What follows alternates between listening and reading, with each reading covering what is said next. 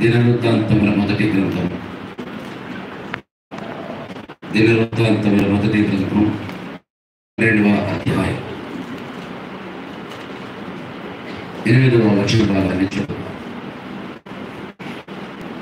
మరియు గాదీలలో పరాక్రమశాలులు కొందరు అరణ్యమందు దాగి ఉన్న దావీదునకు చేరి వీరు డాలును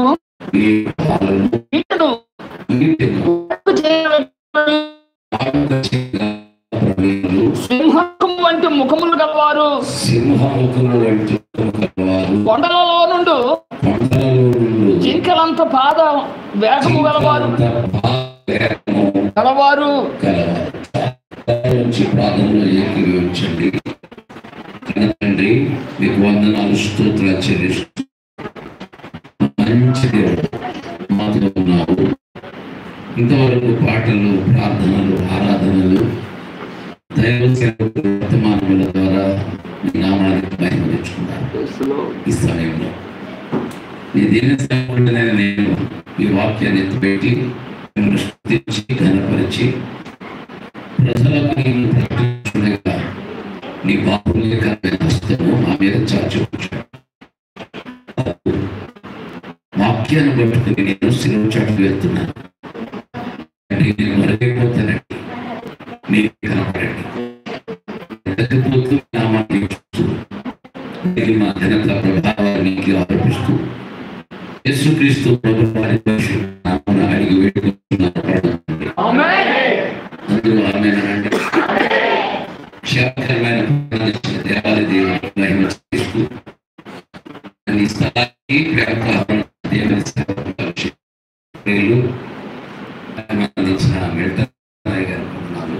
అలాగే వేదిక ముందు ఉన్న దైవ సేవకులు కూడా చేస్తూ రాష్ట్రం గారు పొందనాలు, పెద్దలు పొందనాలు,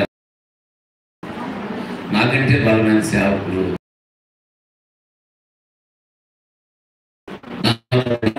మాట్లాడను కాక. ఆమేన్.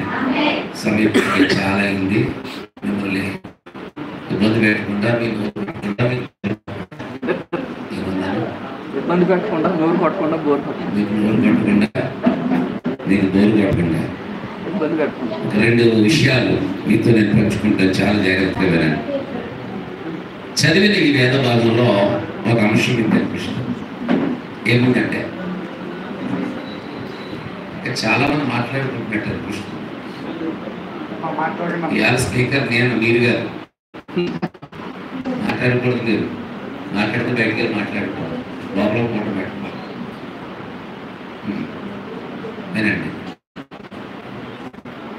బైబిల్లో ఈ చదివిన వేద భాగంలో ఈ మొదటి గ్రంథం 12:8లో ఒక విషయం చదివాం.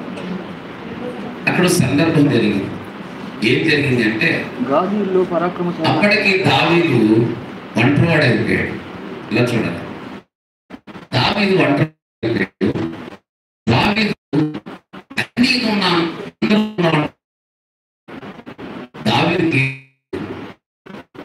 సైన్యం ఉంది, అభిషేకం ఉంది, పిల్లలు ఉన్నారు, భార్య ఉంది, తన వాళ్ళందరూ ఉన్నారు, తన తోటి వాళ్ళందరూ ఉన్నారు, డబ్బు ఉంది, ఐశ్వర్యం ఉంది, అంతస్తు, రాజరికం ఉంది, సింహాసనం ఉంది.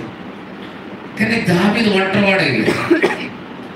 ఒంటరివాడైన సందర్భం ప్రాముఖ్యమైన కాదు. కానీ అతడు ప్రస్తుతం నేను మాట్లాడుతున్న అంశంలో ఒంటరి స్థితిని అనుభవిస్తున్నాడు. ఆ ఒంటరితనంలో ఎందుకు వెళ్ళిపోయాడంటే, సౌలుకు భయపడి ఒక అభిషేకం కలిగిన వాడిని నేను ఎందుకు చంపాలని ఒక భయం. సౌలు అంటే పెద్ద లెక్కేం కాదు దావీదు, కానీ అతని మీద దేవుని అభిషేకం. మొట్టమొదటి రోజు జోలికి పోకూడదని అతడు మెంటల్గా ప్రిపరేషన్ అయ్యాడు.